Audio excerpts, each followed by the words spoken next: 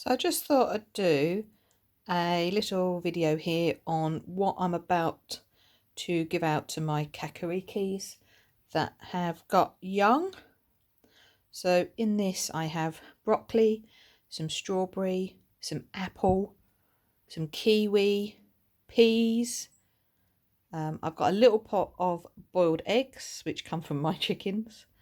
I've also added a little bit of protein mix egg food in just because she has a few chicks and I just want to make sure that obviously she's getting all the right nutrients in for herself and the chicks.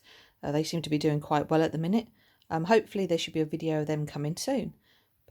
Be interesting to see what everyone else uses.